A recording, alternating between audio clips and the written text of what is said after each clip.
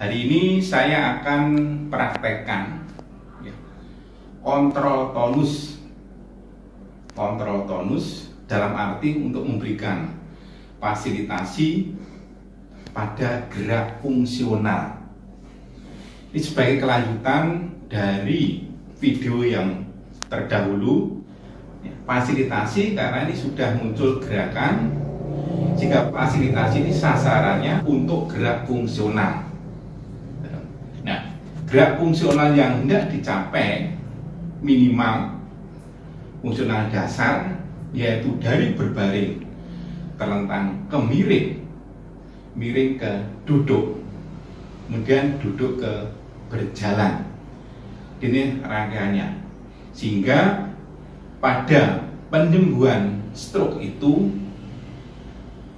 atau neurorestorasi di otak itu ada tiga proses. Pertama adalah proses restitusi atau pemulihan di otak.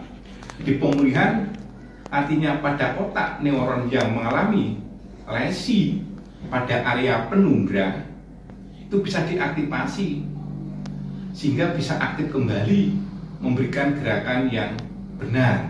Di pemulihan pada neuron-neuron lesi di area penumbra dan area umbra dan area asi permanen. Kemudian mekanisme yang kedua adalah pemberian stimulasi atau fasilitasi gerak ini untuk tujuan substitusi, menggantikan di area otak yang homolog yang fungsinya bersama, katanya berdekatan, itu menggantikan, substitusi dengan memperbaiki jaras-jaras yang berfungsi sebagai jaras ekstrapiramidal, ya, sehingga terjadi gerakan presinapsis dan sebagainya, dengan tujuan adalah substitusi atau menggantikan neuron yang lesi. Dan yang ketiga adalah kompensasi, artinya kalau gerakan sudah tidak dapat diperbaiki, maka tubuh dari anggota yang sehat melalui mekanisme gerak di otak akan melakukan kompensasi gerak. Sekarang saya akan bicara tentang fasilitasi pada stroke stadium spastik. Kenapa kan seperti ini? Saya lihat ini spastisitasnya. Kalau saat tekuk seperti ini adalah tekuk. Nah, ini mulai hambatan gerak. Ini adalah spastisitasnya muncul. Angkat coba Pak, angkat. Nah, ya. Ini sudah bagus karena terlatih. Ini spastisitas. Kalau saat tes saya katakan dengan skala Ashworth, spastisitas ini dengan saya laksa gorong, mulai dari awal sampai akhir gerakan ada, tapi grade-nya beda-beda. Maka saya katakan spastisitas antara 2 dan 3 untuk ekstremitas atas. Kemudian untuk ekstremitas bawah, spastisitasnya juga sama, saya akan tes. Tes dulu. Ini adalah tes klonusnya nggak ada, tapi saya tekuk cepat. Yang berbeda. Ini relatif lebih sedikit spastisitasnya, mungkin nilai 2 pada akhir gerakan ada hambatan gerak. Ini adalah nilai 2. Nah, sekarang dari tonus yang spastis itu mau diapakan? Saya akan memberikan latihan yang sifatnya adalah fasilitasi yang diawali dan kontrol tonus. Itu dapat dilakukan pertama, misalkan ini berlebihan, lakukan gerakan yang sifatnya adalah pasif, full ROM, ritmis pada pola gerak fungsional pasif. Nah, ini contoh. Ini menurunkan tonus. Kemudian saya tingkatkan gerak ke sana. Buka jarinya Pak. Nah, terus. Nah, genggam. Ini bagus sekali. Terus turun. Ini adalah gerakan yang bersifat. Buka lagi. Genggam. Ini juga kontrol tonus. Setelah tonus itu turun, baru difasilitasi gerak supaya dipermudah. Nah, tonus yang berlebihan diinhibisi, yang lemah difasilitasi. Jadi ini adalah tentang kontrol tonus. Salah banyak faktor yang bertujuan untuk mengontrol tonus, termasuk pemberian sweep tapping seperti ini, gerakan pasif dan elongasi, bahkan melawan pola spastik. Apabila pola pesawat ini sangat kuat seperti ini kulan saya tumarkan seperti ini, ya. Kemudian baru saya buka begini, ya. Ini saya kunci supaya nggak baik, ya. Saya ulang. Kalau pola pada seperti ini kuat, misalkan seperti ini, saya dorong dan saya buka, ya. Dan saya tulis seperti ini. Nah, ini adalah inhibisinya. Kemudian setelah dalam kondisi seperti ini, saya pasti segera dorong ke atas. Terus dorong lagi, oke. Dorong ke samping, tarik lagi, dorong samping, tarik lagi. Inilah contoh untuk mengontrol tonus, bisa dikatakan mengurangi spastisitas. Akhirnya diberikan fasilitasi. Kalau udah rileks, baru kita lakukan gerakan fungsional, kontrol tonus. Nah sekarang untuk tungkai sama, gerakan pasif, pull arrow N seperti ini ya. Nah fungsional, kembali kita contoh, sangat sederhana. Ya, kebetulan lihat. Kok nggak kuat, pasti sekali. Nah, ini saya lawan. Nah, kalau memberikan stretching atau dengan menghambat pola spasitas, yang saya kuat. Oke, nah setelah ini kuat, kan saya tes spasitasnya. Buka jarinya, buka. Gerakan ini, gerakan. Nah, oke. Kita kembali ke atas, gerakan ke atas pergelangan kakinya. Nah, ini arah pola sinergis, tungkai juga flexor. Maka saya akan, setelah tadi saya lakukan penurunan fungsi atau spasisitas yang berlebihan, saya tes gerakannya. Oke, ya pergelangan kakinya, buka samping, buka jarinya, dorong sana. Lagi dorong, ya, lagi dorong, ya baik. Lagi sekali lagi, oke. Nih saya lihat, saya bandingkan. Sekarang dia akan lebih mudah. Tadi saya tekan susah, sekarang lebih mudah, sudah turun. Tadi berat sekali. Ini tonus terkontrol. Kalau tonus sudah terkontrol, saya ingin melihat kemampuan fungsional dengan tonus yang sudah dikontrol secara sederhana, salah satunya dengan gerak pasif, kemudian dengan stretching, dan dengan menghambat pola spastik. Akan tes, Pak Robert, coba miring ke sisi kanan saja, biasa spontan, stop, lagi Pak. Oke, kembali. Nah, sekarang Bapak miring ke sini Pak. Oke, baik, ya. Ini masih kita lihat gerak motoris selalu dimulai dari proksimal. Saya kemarin pada stadium fleksi saya mengatakan aproksimasi untuk memegang tonus sehingga kita tetap latih gerakan dari baris gerakan miring, tapi kuncinya gerak motoris dari proksimal, ekstremitas atas dari shoulder girdle, bahasa disebut dengan cingulum superior, terutama mengamati gerak skapula. Pada waktu dia tidur, terbalik terentang ke miring, ya. Seolah saya meluk guling Pak. Ya. Ya, jadi kembali skapula ini adalah bergerak anterior elevasi. Ini juga sama. Lagi Pak. Nah, ini udah baik karena udah terlatih. Tapi dengan saya baru kali ini ya Pak ya. Oke. Nah sekarang saya amati yang lemah di mana? Pada baring telentang ke miring ini yang lemah di mana? Saya lihat geser sendiri Bapak. Ya. Oke, sekarang miring Pak. Iya, sudah sangat baik. Nah, ini yang masih sangat lemah. Ini bisa dibantu dengan gerakan seperti ini. Jari di luar ya. Oke, lihat. Kemudian dorong ke sisi kanan, muntah, angkat kepalanya. Kembali lagi. Ini dulu. Ya, ini adalah gerakan. Baru kalau miring sana, dorong ke sana lagi, lurus. Nah, kemudian tungkai sudah sangat baik. Sekarang saya ikuti kembali Pak ya. Nah, oke. Sekarang miring Bapak ini sudah sangat baik. Miring ke kanan. Nah, kembali. Ini lurus saja, ini lurus saja. Kembali lagi. Lagi Pak. Bum. Iya. Ini harus benar, diulang-ulang, miringnya itu harus betul. Ya. Nah, ini. Jadi kalau dia setiap mau miring, selalu gerakannya adalah spontan bareng, miring. Ya, tidak betul. Ini nggak saya ikut, nggak apa-apa. Ya, kembali. Nah. Atau saya coba. Tadi saya katakan yang lemah adalah bahunya untuk gerakan antar elevasi. Antar elevasi. Saya suruh dorong miring Pak, dorong. Miring, ayo ikuti. Ini masih terpengaruh oleh yang ada. Kembali lagi. Dorong ayo miring, Pak. Nah, lihat. Jadi kalau gerakan miring sudah benar, lihat.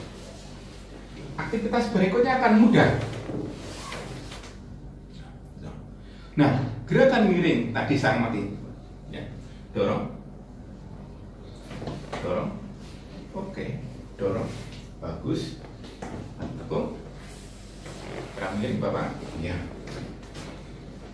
Kalau lemah tadi, misalkan saya jumpai di skapula, ya kita fasilitasi gerakan skapulanya. Saya selalu ulang gerakan motoris dari proksimal, miring gerakannya ke sana. Saya lihat gerakan ke arah di sana Pak. Oke, baik. Ininya bahunya gerakan ini. Ya, oke, lemas tangannya seperti ini. Tarik Pak ini, tarik ke sana. Ya, lagi tarik. Nah, lihat, lemas Pak, rileks. Ini gerakan yang betul, lemas. Saya rileks Pak ya. Lemah Pak. Tarikkan hidung ini, tarik pundaknya tarik. Dari hidungnya ke sini. Oke, tarik Pak. Iya, satu. Terus. Terus. Nah, ini saya perkuat. Lagi Pak, terus sampai sini. Ya, oke. Lagi, bum. Oh, baik. Ya, satu. Lagi. Dua. Lagi. Ya, oke. Sekarang saya tes pelvisnya. Karena untuk miring, perlu gerakan ini. Pelvisnya saya tes. Tarik ke depan Pak sana. Iya. Lagi. Khusus ini tarik. Oke. Baik. Hup. Terus. Oke. Stop. Stop Pak. Stop, relax. Untuk posisi miring ya Pak ya. Lihat, ini gerakannya pelvis. Tarik, bum. Iya, baik. Tarik lagi. Ya. Tarik lagi. Ini adalah kunci dari proksimal. Kenapa saya katakan saat melatih kembali? Dan saya awali dari aproksimasi kemarin, kemudian saya miringkan. Dia miring sendiri dengan pola yang sudah diajarkan. Ya, tangannya Bapak relax dulu Pak ya, relax dulu. Nah, gerak ini dan ini harus bareng pundak dan di panggul. Dorong tangan ke. Iya, baik sekali. Gampang Pak. Lagi bem. Nah, kalau miring seperti ini. Lagi Pak, bem. Kalau orang yang tidak terlatih, kalau miring ini nggak ada suatu kekuatan atau tidak terkontrol, tidak terfasilitasi, maka yang bergerak di kepala miring Pak. Hanya ini aja, ini tertinggal. Ini yang sering jadi masalah yang sangat serius. Sehingga pasien kalau miring hanya angkat kepala seperti ini. Hanya begini aja, ini nggak bisa bergerak. Nah, kemudian waktu saya lakukan seperti dorong. Dorong miring Pak, dorong miring, dorong miring. Oke, kembali. Dorong miring. Oke, tetap miring Pak ya. Nah, dari miring seperti ini, saya akan bawa ke pola duduk karena simpel. Ini sehat, ini parese. Nah, sekarang kalau duduk, gerakan skapulanya ini tidak ke anterior, elevasi, tapi posterior depresi. Coba dorong sikunya ke tangan saya, angkat kepala, kembali stop ini aja dulu, angkat lagi. Nah, ini. Oke. Nah, pelviknya kalau ini adalah skapulanya anterior depresi, pelviknya ke sana, duduk. Tapi kalau miring adalah dari sini. Kalau tidur miring, saya selalu ingatkan skapulanya anterior, pelviknya juga anterior, bareng. Saya ulang lagi, ya, miring lagi Pak Robert, ya. Sekarang ini berarti kita Pak, saya mau duduk, ini sehat, ini sehat. Kita dapat menurunkan gerakan tepi bed, dorong sana terus. Nah, ini tadi sudah bisa nyangka seperti ini, stop dulu. Nah, ini apa yang saya sarankan? Siku dorong ke sana, ini saya tarik ke, ini dorong ke anterior depresi, ini posterior depresi. Kalau saya duduk seperti itu, duduk mudah sekali. Ya. Nanti sekali lagi Pak ya. Turunkan kakinya, ini. Nah, sangat mudah, tegak. Oke, tegak. Nah, kemudian setelah terjadi, tetap stimulus aproksimal tetap diberikan untuk memberikan merangsang proprioceptif.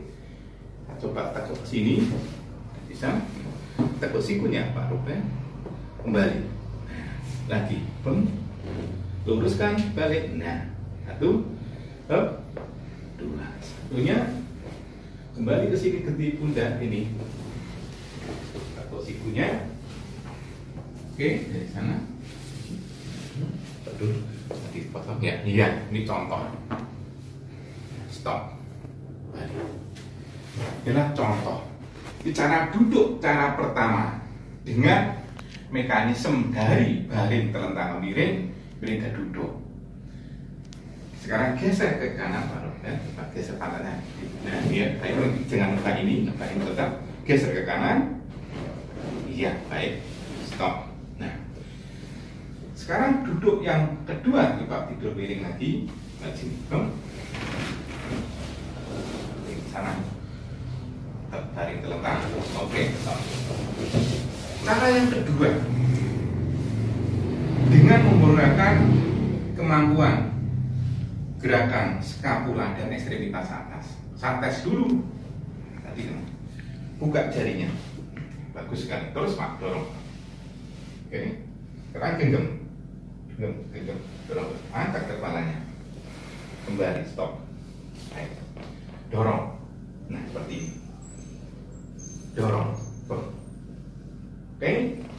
Nah, setelah dorong, saya sarankan sangat simpel. Saya suruh mendorong tangannya saat ini bisa seperti ini. Ya. Dorong lurus Pak, terus. Angkat kepalanya, terus. Taruh sini. Ini adalah atas duduk yang kedua. Saya ulang sekali lagi. Ya. Dorong. Terus dorong lurus sampai sikunya lurus, angkat kepala, dorong lurus, angkat jika kelihatan. Sangat sederhana. Ini pola yang benar. Jadi tidak betul kalau terjadi Pak ya, maaf, mendudukkan pasien stroke sudah bisa menggenggam dengan baik. Ini tonusnya sangat terkontrol sebab sejak awal dia sudah berlatih di sini dengan siapa? Mas Tony ya. Ya. Ini dengan pola yang saya ajarkan. Nah, genggam seperti genggam kuat, tarik tangan saya, genggam kuat, duduk, susah, lebih susah Pak ya. Nah, ini nggak benar. Kembali duduk ya boleh. Nah, nggak benarnya di mana? Sejak awal saya katakan bahwa stroke untuk mengaktifasi gerakan dari proksimal dan korektor. Kalau saya paksa dari distal merusak pola gerak pola geraknya akan rusak. Atau Bapak tadi menarik seperti ini, biasa dia berjalan harus seperti ini atau seperti ini. Nah lihat, ini adalah pola yang nggak benar. Pada orang jalan polanya adalah, lihat, itu yang benar. Maka sejak awal kuncinya baik dan tidaknya hasil latihan pada pasca stroke atau post stroke dalam fisioterapis harus punya pola gerak yang benar, yang bertujuan, dan yang fungsional. Saya harus tahu, harus paham, sehingga kalau datang pasien sudah dengan posisi sudah sangat susah mau diapakan, pola gerak yang sudah direstitusi dan sudah disubstitusi di otak tidak bisa dirubah, maka kata kuncinya baik dan tidaknya gerak stroke sangat tergantung oleh kemampuan fisioterapis. Inilah segera contoh sederhana aktivitas pada stroke. Sekarang saya ingin melihat kemampuan berjalan Bapak.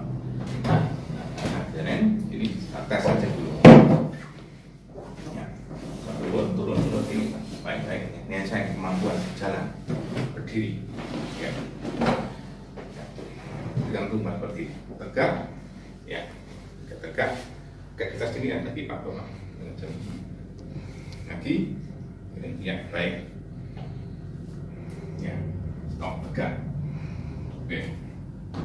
Lihat, pola flexor. Nah, berjalan yang benar pada waktu saya menyarankan, ini adalah seperti ini, menyarankan kaki yang ke kanan maju, yang maju, stop dulu, berikut saya, mundur lagi, ya, nah lihat, kaki kanan maju, lihat, mundur lagi. Setelah skapulan, kaki malah maju, mundur lagi. Sekarang kaki kanan maju lagi, jalan, bang. Nah lihat, up, stop kembali. Nah ini mundur, ini jelek, diseret. Kenapa? Kalau saya waktu Bapak ini angkat kaki kanan, stop. Nah, ini otot gluteus mediusnya lemah, sehingga datanya dan ya, nanti anggap. Nah, dalam latihan ini kita tambahkan, ya. Dan saya lihat ayunan tengahnya lemah di mana? Jalan Pak. Oke. Nah, ini sendi otot gluteus mediusnya lemah, kembali karena apa? Putar, oke, putar, ini, stop. Ini yang lemah atau apa? Cenderung jadi seperti ini. Jadi kalau mestinya dia karena dia kompensasi bergerak, cenderung dia nggak mampu seperti ini, dia ikut, dan ini terbawa oleh kelemahan dari gluteus mediusnya. Ya. Oke, sekarang maju. Oke, ya. Stop. Ini adalah kita analisis. Mungkin minggu depan saya tes kemampuan tumpuannya, Pak. Berat di mana? Saya adalah nanti untuk dites di robotik. Ini adalah contoh gerakan. Sekarang yang akan saya perbaiki pada pola jalan apa? Pak silakan tidur. Ini selain atau gini dulu, oke, ya. Gluteus medius berfungsi untuk abduksi membantu. Ya, gerakan yang selalu diajarkan adalah dorong. Minimal kalau nggak bisa kita menggunakan reaksi asosiasi. Ini contoh ya, buka tunggal bareng, lihat terus bareng Pak, terus bareng, terus. Nah, jadi yang kuatnya dengan reaksi asosiasi. Kalau overflow sisi yang lemah dapat overflow dari yang sehat. Contoh pertama, Ini dalahnya. Yang kedua untuk tekuk seperti ini, bang. Saya sarankan akan pantatnya buka, nah tahan, loss relax. Tapi sebetulnya penguatan otot pada orang stroke tidak bersifat individual, tapi ada grup. Karena kelainan neuromuskular, kelemahan otot satu bagian menemukan kelemahan dari totalitas sistem neuromuskular, sehingga kita cobakan dulu angkat pantatnya, bang, seperti ini berkontraksi semua, baru yang lemah kita pacu, dorong sampai kuat semuanya, stop. Nah, cara yang lain seperti kemarin, miring ke sini, Pak. Ini yang digunakan untuk melatih gluteus medius, angkat. Sangat lemah sekali, lihat. Ini adalah individual otot. Kemudian, kalau bisa ke sana, Pak. Cara lain, saya tunjukkan. Fisioterapi selalu dihebohkan dengan juga perkembangan peralatan. Kalau di dalam dunia kedokteran ada namanya TMS, cranial magnetic stimulation. Di fisioterapi ada namanya magnetic stimulation. Akan saya coba untuk membuat stimulus pada gluteus medius untuk ikut membantu mengaktifasi fungsi motorik melalui stimulus saraf tepi, yaitu pada akar sarafnya. Ini contoh penggunaan magnetic stimulation yang saya rangsang fungsi dari akar sarafnya, saraf tepi, nerve root, terjadi aksi potensial, terjadi kontraksi. Distimulasi elektris tidak murni sebagai satu-satunya untuk membangkitkan tonus dengan peralatan elektris, karena ada magnetik stimulasi.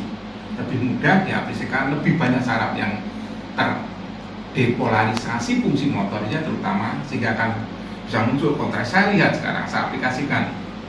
Nah, seperti ini, dan saya setting alatnya dengan